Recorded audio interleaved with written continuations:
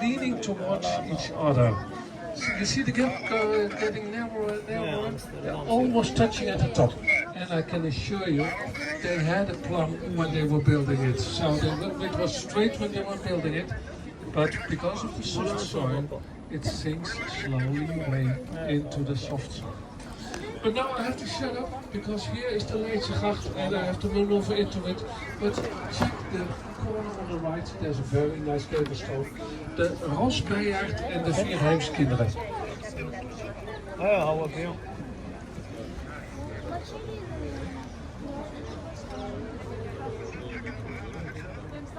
Hadi be. Ja, ik kan naar toe sport.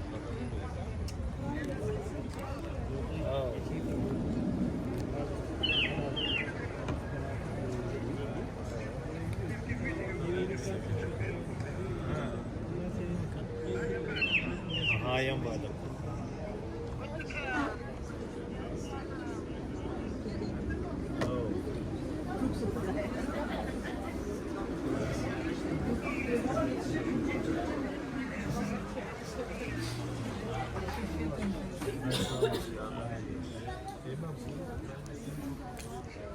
हाँ ये अपना साइड लिख बच्चों को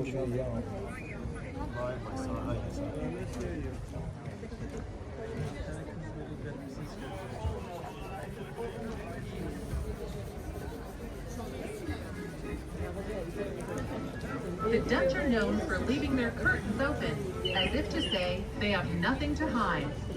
This is especially noticeable at night, when many of the canal houses are lit up from the inside. To experience another side of Amsterdam, consider taking an evening cruise. You can choose from several options, including our tasty pizza cruise. Ask our staff for more information.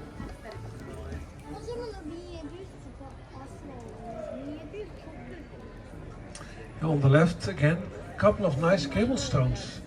The third one from the corner, the Maneschijn, and the second one from the corner, the Morelleboom. Morellen are sour cherries, so that means the...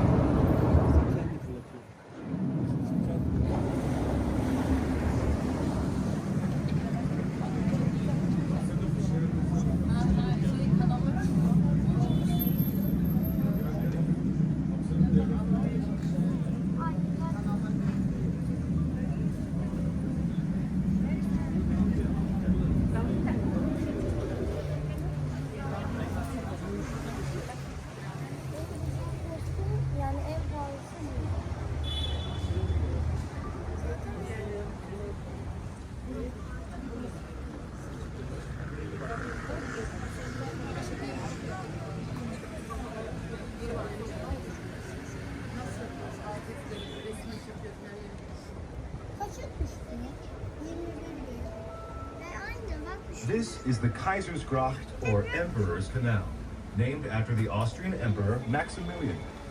Of the three main canals dug during the city's expansion, the Keizersgracht is the widest. To orient yourself, picture the Herengracht, or Gentleman's Canal, to our right, and the Prinsengracht, or Prince's Canal, to our left.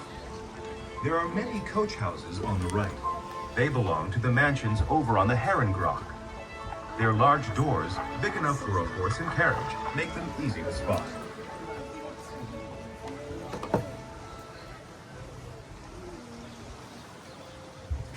Check around for all the nice decorations. Sometimes they're quite elaborate, like here on the right. A nice door with all kinds of decorations. The text above the door says Heren Logement, which means gentleman's boarding house. Then there is the three crosses, the coat of arms of Amsterdam, and the crown of Maximilian of Austria. A very elaborate door. And maybe it was the gentlemen that were members of Felix Merites, the gentleman's club a little bit further on the left, that stayed over there. I don't know, maybe it is, but here on the left-hand side at the moment, Felix Merites. Maybe a classic scholar can tell me exactly what it means, but it means it has something to do with effort. If you put in the effort, you will be rewarded, something like that. It was a gentleman's club devoted to the arts and to the sciences. Yeah, no ladies? just a gentleman's club. And on the left hand side. Oh yeah, there's a beautiful concert hall in this, inside, and it's still used. It's still in use. It's a nice theater. Famous Spiritus.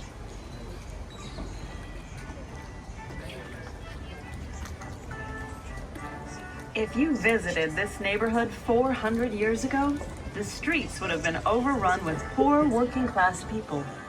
You'd have to step around open sewers and steel yourself against the nasty smells of dead animals and the tanning business that hung heavy in the air. Many tanneries set up shop here, and some of the street names reflect this animal-based industry. You can find a bear street, a deer street, and even a skin street. In general, though, it was the cow, and sometimes the goat or hare, whose skins were tanned, and these were used to make shoes, saddles, and many other items.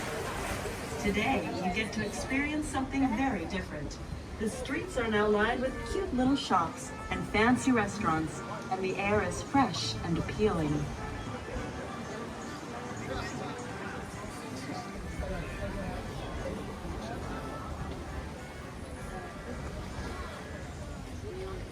I'm always scanning for nice details, like here, the Zoutberg, the salt mountains.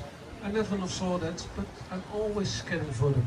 Look especially above the main door, and there you see a window where there's often a nice decoration, sometimes a lantern. So in winter time, if somebody is standing in front of the door, it's not in the dark.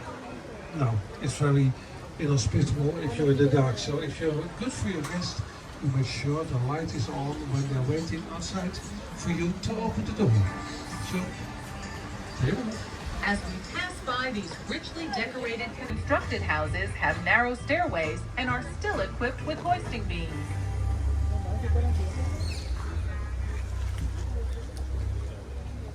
After the bridge on the left, the Westerkerk, the oude Westerkerk, Wester.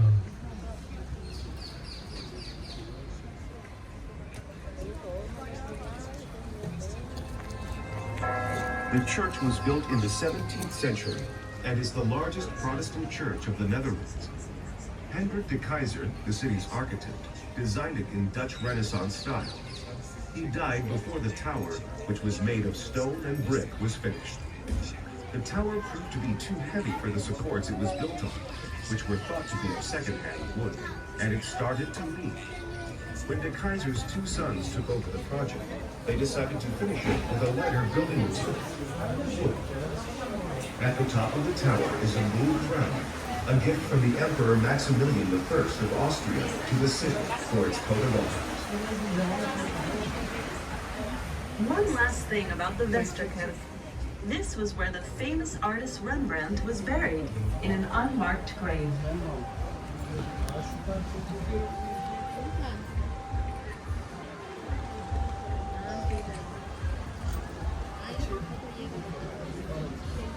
The next canal over is the Prinsengracht, the Princess Canal, and there you will find the Anne Frankhuis. But because it's the back house, the Achterhuis, the Anne Frankhuis is basically within this block here on the left hand side.